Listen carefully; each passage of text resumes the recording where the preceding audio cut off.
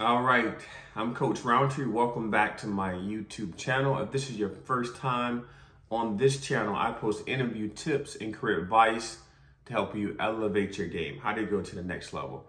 Now, this video I'm really excited about. It's something I've wanted to do for a long time. It's all about product management.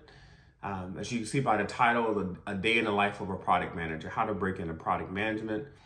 I really wanted to do just 4 things with this video. First, share my story. Obviously, I'm a digital creator, but my day job is actually a senior product manager at a Fortune 500 company. So I'm in product management, but I don't think I've really shared a lot of my journey, how I've gotten to product management, why I'm passionate about it, why I want you to land a job in product management as well. So this video is going to be very special, and it's going to start the beginning of a series where I'll continue to double click on product management, because in my opinion, it's the best field to be in.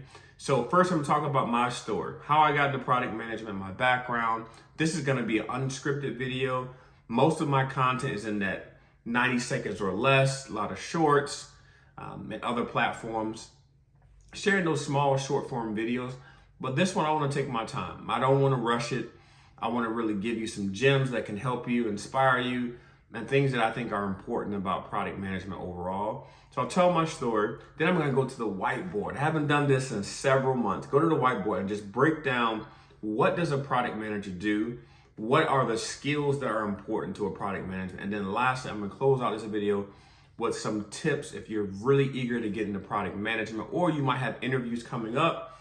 I'm going to really give you all the game I have on product management. So this is going to be one of the ones where like, oh man, Coach really was talking that talk. So again, if you could subscribe, I have like 195 subscribers right now. And so thank you for all the people that have been subscribing. I've been posting consistently for almost a year on YouTube to start, and now other platforms.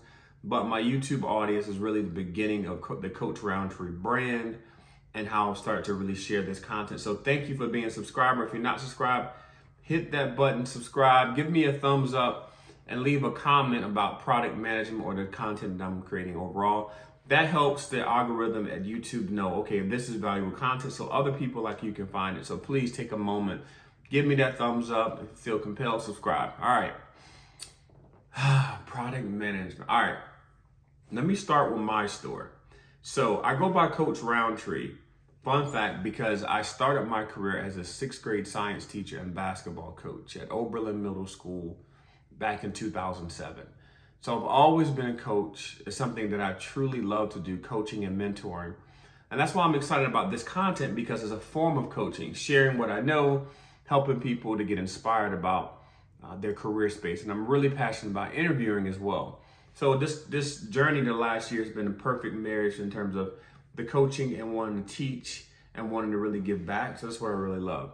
But my background has been over the last 12 years since starting as a science teacher. I got my MBA at NC State, Master's of Business Administration, and that positioned me from educator to business leader.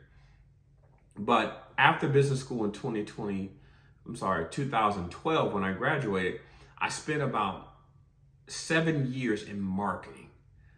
That's where I was laser focused with big companies, Fortune 500 companies such as Lowe's and a few others. But that's where I started to really lean into marketing. And I learned about CRM, customer relationship marketing. I learned about direct mail, sending out physical mail pieces to customers, email marketing, social media, display ads, product marketing, which is really about if you're launching a new product as a product marketing specialist or manager. I was responsible for making sure I had all the support across all marketing channels to launch that new product.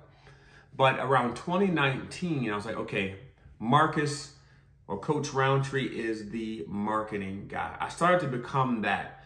And I felt like I was kind of putting myself in a box. I was a domain expert. I'm going to come back to that here shortly. I was a domain expert for marketing. If you needed to drive sales, if you needed to reactivate customers, acquire new customers across all the different companies I've worked with, I've been that go-to guy to really help drive marketing. And I love collaborating with people. Cross-functional leadership is another thing that I've really focused on throughout my career. So marketing for 7 years, from 2012 to 2019, I'm the marketing person. And then I was fortunate to get a job offer at Amazon. Moved from the East Coast all the way to the West Coast up in Seattle in 2019, the end of 2019, right before the pandemic, and got this big job. I was now a senior product marketing manager focusing on launching new products, as I mentioned.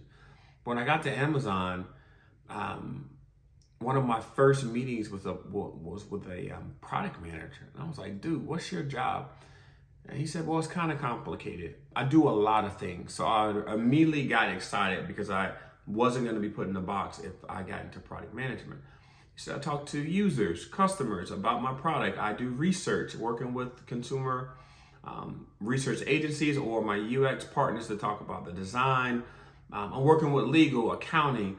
I'm doing all these things to launch something new, to really acquire new customers, drive top line revenue. I'm making a big impact. And I was like, whoa, what's your role again? He said, well, it's product management. I'm a product manager. I wear multiple hats and I deliver. I solve problems for customers. And I said, all right, in 2020, I said, this is what I want to do. I want to be a product manager. And so I got my first official product role in towards the end of 2020. At that time, I was at Lowe's, where I was a senior product manager building marketing technology. And since 2020, I've been in the product space, and I've been really excited about just the discipline overall and just the cool things you can do with product. So that was my story. I started in teaching in 2007, and then got my MBA 2010 to 2012. I spent 7 years in marketing, becoming an expert, and then transitioned to product. The number one gem that I can give you from my experience is, if you want to jump into product, you have no product experience, leverage what you currently have and solve the use cases for that specific domain. For example, marketing expert, know everything about marketing. So when I joined Lowe's, I was solving problems for marketing use cases. So I would go to the marketing team and say, hey, what keeps you up at night? Well, we can't execute these digital experiences on Lowes.com fast enough. So I would build a platform and say, here you go, marketing team. Now you can move faster. Like, that's an example of taking my domain knowledge in marketing, understanding the pain that marketing users have, understanding the pain that customers have when they're shopping online. And then I was the person writing those user stories. As a marketer at Lowe's, I should be able to create a one-time piece of content in 3 steps or less. I was writing those user stories, working with my engineers, UX partners, and really driving that to deliver those new features. So take what you know. If you're in HR right now, say you have a sales background, PR, maybe you are really laser focused in marketing or finance. I know a lot of folks in the finance space. You have years of experience in finance. You can become a product manager solving finance use cases, a product manager solving human resources use cases, a product manager solving sales development use cases. So don't feel like, oh, I want to get into product. I don't have the experience. I'm a former science teacher, no ball coach. And if I can make it a product, you can. All right. So that's the first part of this video. Now I'm going to go to the whiteboard and really talk about just more the day in the life of a product manager, what I do in my day-to-day, some of the skills you have to possess to be successful. Some you can need to have before you jump into product. Others you can learn on the job. And then we'll close out this video with just tips to get into product management. One last plug. You see this hoodie I'm wearing? I actually own this company. It's called The Black Husband. And the message behind it is, how do we embrace our legacies as being Black men, Black husbands? How do we become that anchor in our home and taking care of our kids, our families, and building that generational wealth that we can pass on? This is the definition hoodie, my bestseller. If you're interested, I'll put a link in the description, but you can visit theblackhusband.com. And right now we have a sale going on for Black Friday, 25% off your first order if you use the promo code Legacy. It's all about your legacy as a Black husband. But I have more details in the description below. Really excited about this project, this brand, and this movement that we've been building over the last 5 years. and our new merch is starting to take off. So appreciate your support. Now, let's jump right into the whiteboard session. Let's go.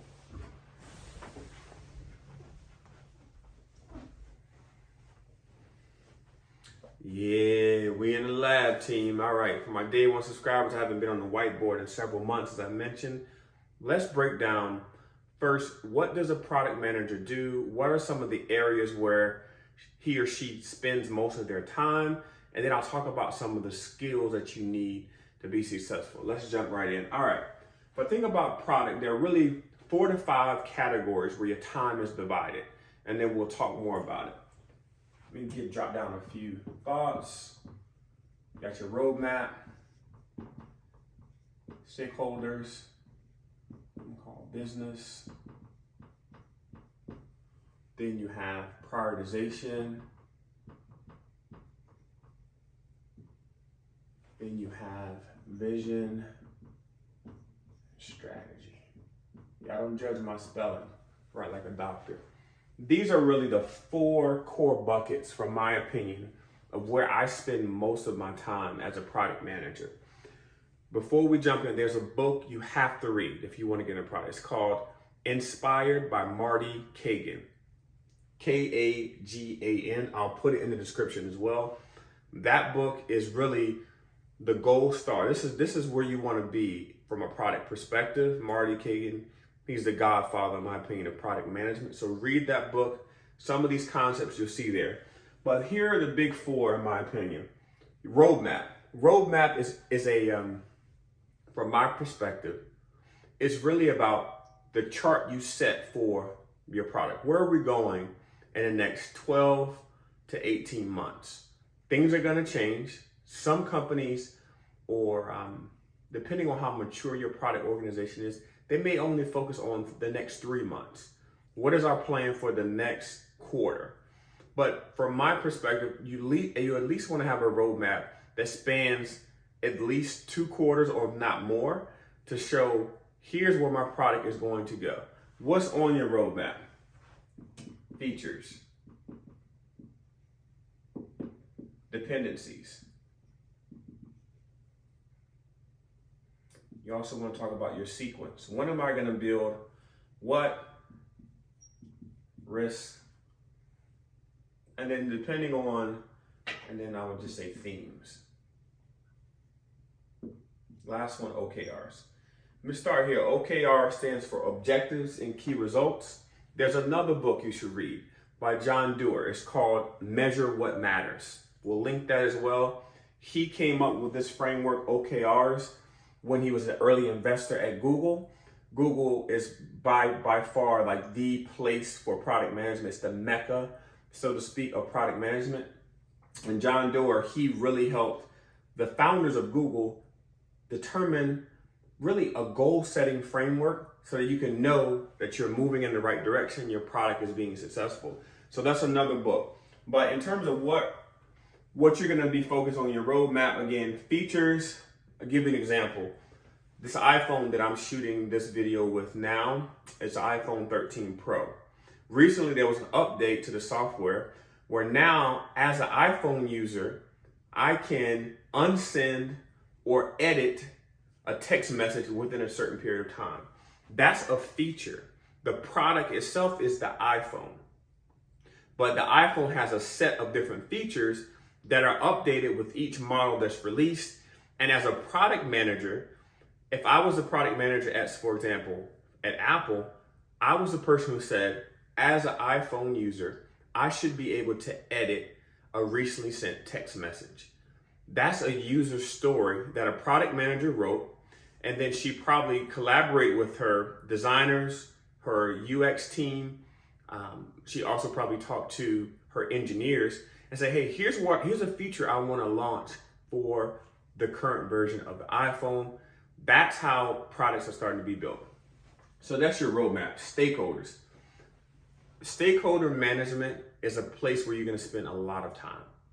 The reason being is because there's so many other priorities, competing deadlines, but the business wants to make sure that whatever you launch, it has to delight customers, but also align to business objectives or goals. So there's this dance between what the customer wants, what the business needs. As a PM, product manager, you're going to have that delicate, that dance between those two things that you need to solve for, but also the fact that you have to make sure the business is on board with what you want to build. You can't just put everything on your roadmap because Coach Roundtree wants to build. It has to align to the customer first. Does it delight them? The fact that I can now edit a text message and not have to do sorry with the star, that saves me a lot of time, and it makes me happy to be able to send different text messages that are accurate. And the autocorrect, we know that happens. That's one feature where you're delighting customers. But from a business perspective, does it keep users more engaged on iMessenger or iMessage? Does it help them continue to want to use an iPhone and buy more iPhones? So you have to have that balance there. But stakeholder management, you really want to align your OKRs with the business customer. Customer needs to be number one, business secondary. That's the best case scenario. Depending on the organization and how mature product management is, it might change. But stakeholder management is really where you want to make sure they have a seat at the table. You want to make sure there's alignment on your roadmap. You want to make sure you call out any risk and then the weekly status. Your business stakeholders should not become blockers. You avoid that by making sure they understand what is your strategy for your product. Before you even get to the strategy, what is my vision? Where do I want to take this product in the next 3 to 5 years? A compelling vision gets the business excited about what you're going to build, and then making sure they have a seat at the table. They should be informed on the progress you're making towards delivering business value by also making sure that the customer is delighted. Like those two things, I'm going to continue to say over and over again until it sticks in your head. All right, prioritization. You have your roadmap, but you can't build everything today. You have a set budget. You have a set number of engineers or developers that may or may not be available when you're trying to build it. So ruthless prioritization. You'll see that in Marty Kagan's book, John Doerr. As a product manager, you have to be able to know what is the best move to make. How do I remove potential blockers so that I can deliver this feature to the customer as well as the business value? So you have to make sure you prioritize. So I have it listed over there, but your sequence, level of effort, t-shirt sizing, size of the prize, pivot with new info. These are just some of the things that I experience on a day-to-day basis. With prioritization, if I have a roadmap for example, for 2023, and I know I want to build XYZ features for my specific product. What I'll do is when I'm planning that with the business is I'll look at, say I have 5 features. The first thing I want to do is t-shirt size. Please take that note to determine of the 5, what is the first impact to the business? Is it small, medium, large, extra large?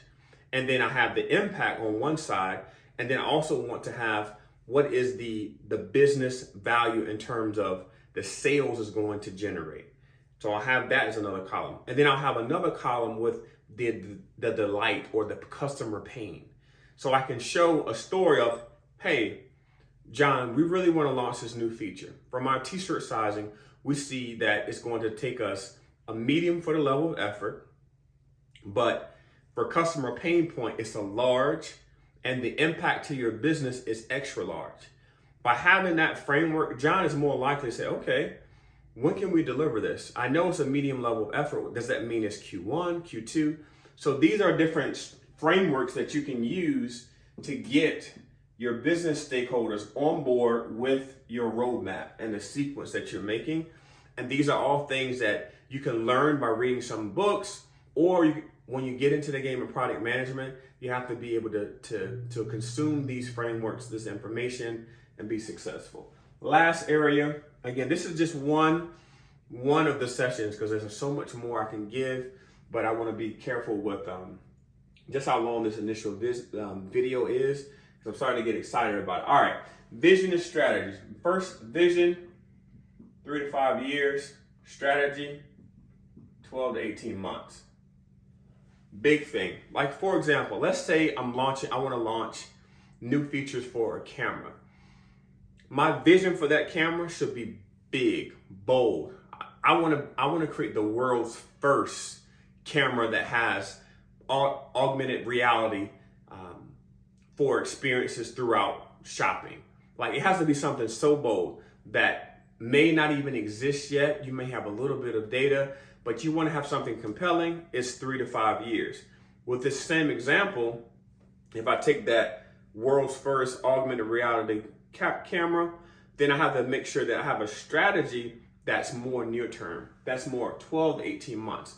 So what are the features for the camera I'm going to build in the first 12 months? And though that information is going to be listed on my roadmap, because I have a strategy, I have a compelling vision, I have a strategy, and then the details of the strategy make it to my roadmap, and then I have to align my roadmap with my stakeholders. Few things to call out. Customer voice. Ooh.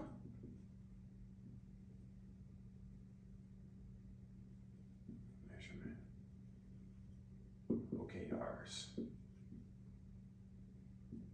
Just alignment. Whenever you think about your vision, your strategy, it doesn't matter what I think as a PM. The customer's voice is number one. And here's why. If we build things based only on our perception, our opinions, or the loudest voice in the room, and not on the customer's not going to be delighted. That means I'm not going to buy the latest iPhone. I'm not going to buy this world's first camera that has augmented reality because you didn't consider my pain. At the end of the day, if you don't remember anything from this video, as a product manager, your goal is to solve problems for customers. So if you don't have the customer's voice in your strategy or your vision, the likelihood of adoption of someone buying your new product is extremely low. But if you put, as my friend David Williams talks about, if you put the customer, their seat at the table at the beginning of these conversations, your probability of success grows so much higher because you're solving a problem. And if you solve my problem as a customer, I'm delighted, as Marty Kagan would say. And I'm more likely to shop with you, buy more products, and then here's the golden standard here. I'm gonna tell somebody else. I'm gonna tell my friend, yo, I hear you, but this new iPhone, boom, boom, boom. Or I hear you, this new camera has augmented reality, and they become advocates for your product. So customer voice, measurement in your strategy, you want to make sure that you can measure the impact of some of the features that are on your roadmap or why it's important to go down this road. Like, okay, Marcus or Coach Roundtree, you have this strategy, but why should I care about it? Why is it compelling? OKRs is a framework. Again, it should line up with your strategy. Here are the objectives within my strategy. And here are the key results. Here's the impact. And then the value. And then ultimately you want alignment for your strategy with your stakeholders. Strategy shouldn't be developed in a vacuum. Your stakeholders should know where you're trying to take the product, why it's important to the business, as well as delighting customers. So this is high level, team. We could go much longer, but wanted to just show some of the big four areas where I spend most of my time into product management. If I was to put a percentage on my time, I would say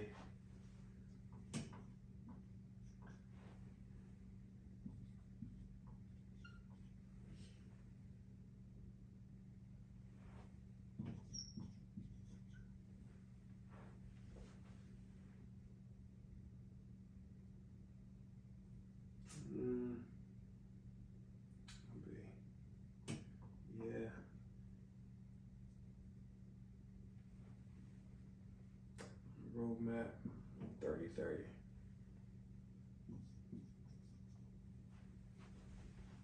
Yeah. This is what I would say. I would say 20% of my time, vision and strategy, 30% prioritization, 30% stakeholder management, and then another 20% on roadmap. Now, these numbers fluctuate. They can change based on, number one, that the company you're working with, how mature a product is at that company, and then also the autonomy that you have or juice, power, influence you have in your role as a product manager. But this is my current experience, and since I've been in product, it's pretty much been the 20-30-30-20 in term, and specifically because depending on the time of the year, like for example, when you're planning for 2023, then obviously your vision and your roadmap, those buckets will increase because you're already executing against your current plan. So you won't have as much time. Everyone's already aligned on what you're currently doing. So your stakeholder might go down to 20, but you need to bump up your vision and strategy to 30. But I think that's a realistic framework in terms of where I spend my time. All right, with a few minutes left, I want to give you some tips to break into product. Oof, we in the lab, we went in on that one. All right, I want to close out this video with some tips to get into product management. This is, again, I have a previous video where I talked about how desirable this role is. On Glassdoor.com, since 2015, product manager has been one of the top 10 best jobs in the US since 2015. In 2021, it was number 3 with a starting salary of $121,000. Product management is such in demand, but how do you get into product? Like, what are some tips? So here are a few things. I think number one, domain knowledge.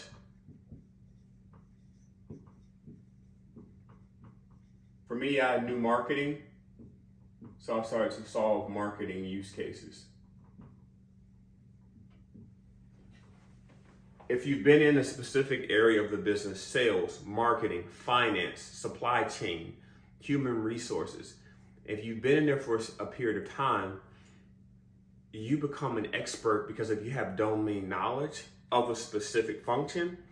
And so if you want to shift the product, if you have 5 years of experience in supply chain, then it's easier to move to product or pivot to product and become a product manager solving supply chain use cases because you understand the customer, you understand the pain in those supply chain use cases, and that's how you're able to pivot. Let's say, like for example, one of my friends, he's about to get into product management, and he's a current educator, and we were talking about product. I said, well, okay, why don't you become a product manager solving problems for an ed tech company, someone who builds software for education platforms? Or what if you are currently in HR and you're helping when employees need to send anonymous situations, or just there's a platform where they need to share that information and raise any concerns or get questions and answers for human resource related issues. You could be a product manager that builds the platform for human resource software or human resources platforms. So these are some of the ways, and that's why I think domain knowledge is important. Another thing is read and learn from the best. So Marty Cagan, start there. Talked about John Doerr. Dan Olson has a great book called The Lean Product Startup. So and what this is starting to shape is really your mindset. There's another resource, productschool.com, where they have free webinars with PMs from all over the world at these biggest and best companies, Uber, Lyft, Google, Meta, you name it. They're all on Product School giving these webinars, sharing similar information, how they got into product. So those are two of the big ones. I think the other thing is going to obviously be networking. If your current organization has product managers, start networking internally. Understand what's a day in the life of product managers at your current company. Try to see if there's opportunities where you can start to add value. The big thing to realize, there's no straight path into product management. I didn't even know it existed. I'm doing marketing. And then I met product managers at Amazon. I said, okay, this is what I want to do. No one just walks into product. One of the most common pivots is from engineer to product manager, because the engineers are typically interacting with product managers and building some of the features that are on the roadmap. But oftentimes engineers want to have a bigger voice. They want to get into that. When we talked about, we have vision and strategy. They want to get more into the vision and strategy. So network within your org and on LinkedIn with a coffee chat. Hey, would love to set up 15 minutes to learn more about your experience and product. Just, I'm interested in making a pivot, but would love to get any advice you might have, knowing that you're in the space right now. So those are three big ones that I would say for product. Of all the ones, this domain knowledge is going to be the most important. And then once you start getting interviews,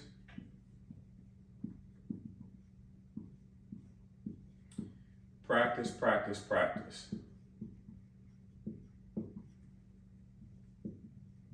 Mainly because product manager interviews are completely different than any other interviews in the game.